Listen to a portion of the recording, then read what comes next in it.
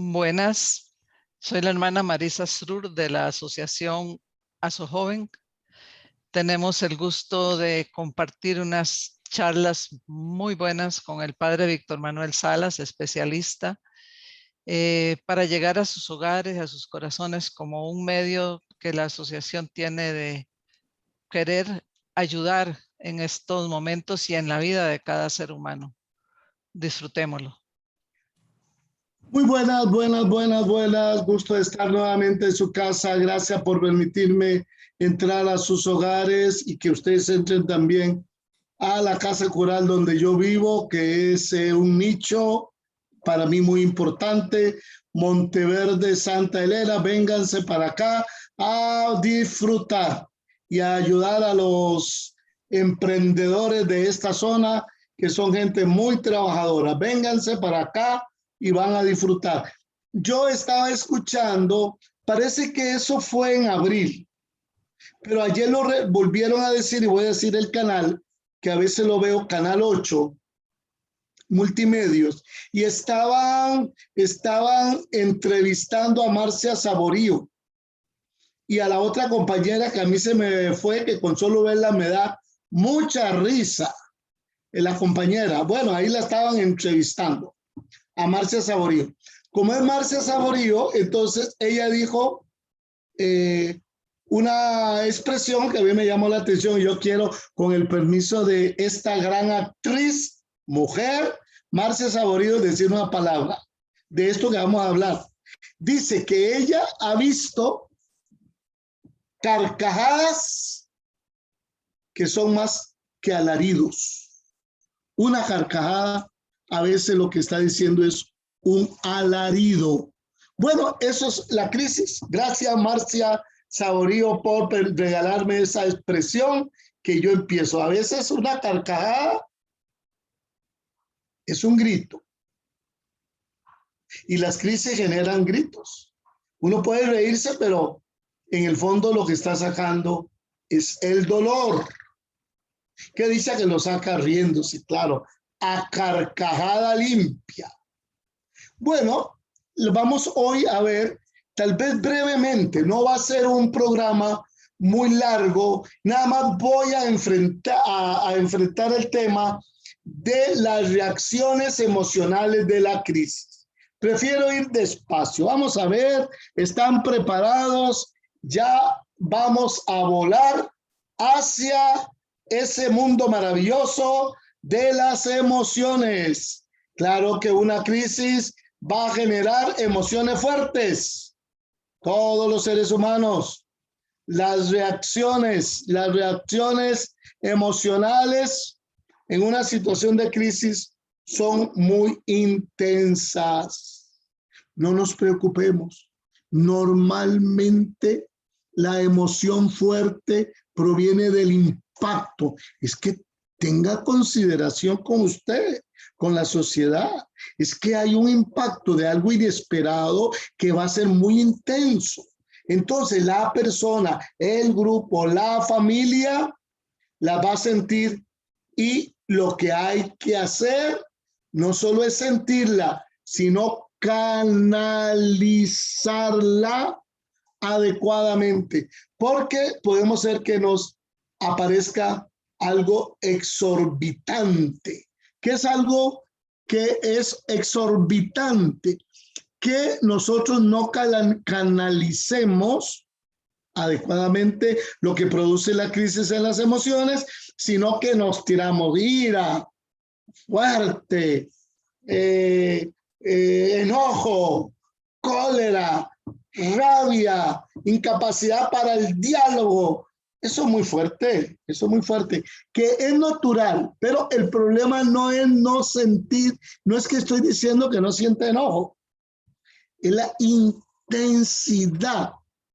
Uno lo puede manejar, no siempre. Tengo que darle una mala noticia. No siempre, es lógico.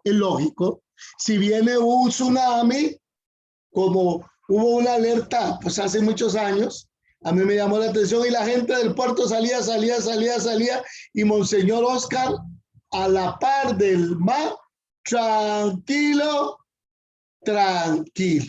y él observaba que la gente salía y a las 5 horas volvía a entrar. O sea, uno dice, tan irresponsable es. Bueno, puede ser que sí, puede ser que no, pero uno tiene que canalizar, porque ante una situación que usted no puede controlar, puede generar un estallido de emoción.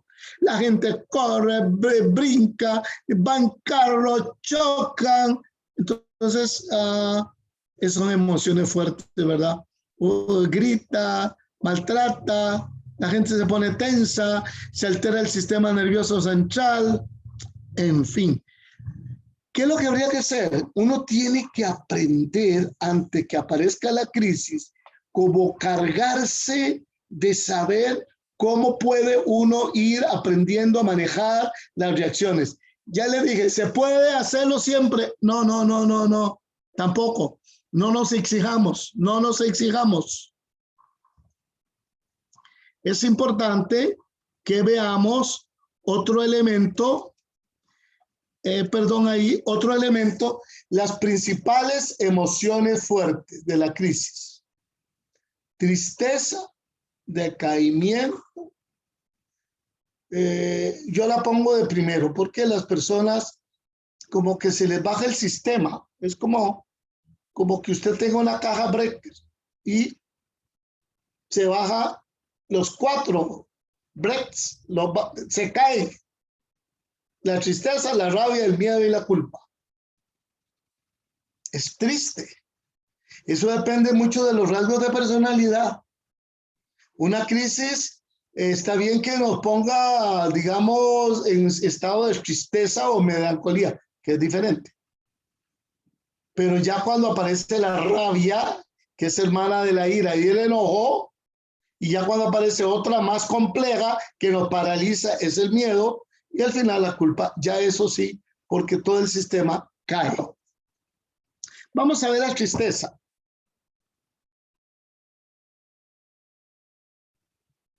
¿Cuándo ha sentido tristeza usted? ¿Cómo la defino yo? Ahí está, vamos a ver cómo la defino. Es un pesar, pero profundo, porque hay algo que se perdió. Y por la situación en que se ha quedado uno después de la pérdida. No es lo mismo tener los 5 dedos que perder un dedo. Claro que uno tiene que, es que no es negar la tristeza, eso es parte de la vida. Por ejemplo, llorar es normal, natural y a veces necesario, pero cuando hay una tristeza intensa, ya no es un lloriqueo. Recuerda la palabra de Marcia Saborío, es un alarido que proviene de un estado profundo en la cual el ser humano se decae. La rabia, perdón, también podemos llegar a sentir rabia muy intensa ante situaciones, ante el gobierno, ante el país. A mí me llamaba la atención la reacción de Chavela Vargas. Nació en San Joaquín de Flores, de familia muy tradicional, católica, pero tenía rabia contra el país. Fundada o infundada, bueno, es un ejemplo, nada más. Yo la admiré, la quiero mucho. Me gusta escucharla. Bueno, la rabia intensa contra la naturaleza, el Estado, la familia, los compañeros y a veces hasta con Dios. Lo responsabilizamos de lo que nosotros somos responsables. El miedo es una de las emociones que también es un sentimiento. Es uno de los 5 sentimientos, no se los olvide. Amor, odio, temor, miedo y alegría. 5 sentimientos básicos. El miedo.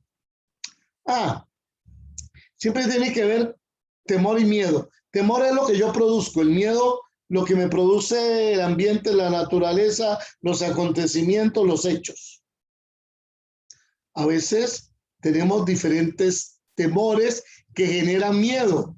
No podemos conseguir dónde vivir, haber perdido el trabajo, las consecuencias que eso acarrea para mí, para el sustento de la familia. Pero eso, el problema es que me paraliza. No solo tengo que enfrentar la crisis, sino si produzco miedo y temor, entonces ya tengo que enfrentar otra condición. Y no tengo como las herramientas o las habilidades para contener las consecuencias de un hecho que está sucediendo. Y un elemento que es muy problemático, vean la estructura de la culpa. Hecho, culpa, hecho, culpa, hecho, culpa. O sea, volvemos al estado original. La culpa no sirve para nada. Frente a la culpa, lo que tengo que sentir es responsabilidad. La culpa, ¿qué hago yo? Hay dos personas, tienen un problema. ¿Qué hago yo con echarle la culpa a la una o a la otra persona? Nada. La otra se siente ofendida, que yo le estoy poniendo todo la descarga en la persona se reafirma, entonces no se soluciona el problema. La culpa a veces, por ejemplo, cuando alguien, yo primero que no pase en la vida de ustedes, alguien que se suicida, entonces es importante que entiendan que la gente genera mucha culpa. Porque la persona, pues, algo le pasó que quiere que llamarnos la atención respecto a algo que él le pareció o a ella le pareció que no hicimos. También podemos sentirnos culpables de no haber hecho más. Eso es muy propio en el suicidio, por ejemplo. Quizá porque pensamos que habíamos podido actuar de un modo diferente y haber salvado, por ejemplo, la vida de alguien. Eso es muy corriente. Y tal vez porque sentimos que otras personas nos están señalando. Uno siempre tiene que ubicarse. Hay personas que caen en situaciones muy difíciles. Puede ser por problemas antiguos, puede ser por problemas hormonales, por ejemplo, una gran poca producción de serotonina. Eso va a generar ciertos estados anímicos en las personas, hasta trastornos como la depresión suicida. Pero eso no tenemos responsabilidad nosotros. En algunas condiciones yo he visto, en el caso de alguien que tenga una depresión suicida, la mamá dice, ¿cómo fue que yo le transmití eso al hijo o a la hija? No es responsabilidad de la progenitora.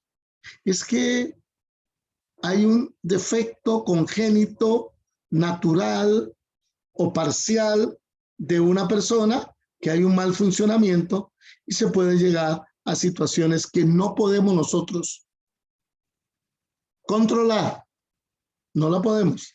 Tal vez podríamos haberla manejado, pero controlar no podemos porque a veces es más de procesos mentales y biológicos. ¿Sentir esas emociones es normal? ¿Qué opina usted? Respóndase. A mi entender, lo primero que afecta es las emociones ante una crisis. Es importante que yo no le diga a la otra persona, no le está pasando nada. Eso no es un problema. A usted no le está sucediendo eso. No, la persona tiene una percepción de que esa situación es una crisis y yo debo respetar. Nada más tengo que dilucidar qué es lo que está pasando y ponerla en camino. Pero sentir esas emociones es normal. El problema es, o ajustado, el problema es cuando se, vuelvo a usar la palabra, se amplifica el tono de la importancia y la influencia que ejerce en nuestra vida. Para terminar esta parte, quiero dejarles unas preguntas. ¿Cuáles han sido las emociones más intensas que he experimentado en este momento difícil de la pandemia o de una situación en la cual usted en este momento está pasando? ¿Qué tal si nos vemos en el siguiente programa para ver las reacciones sociales de la crisis? Muy buenas, que Dios los acompañe. Nos vemos en el siguiente programa y yo espero tenerlos ahí, que yo estaré aquí. Muchas gracias.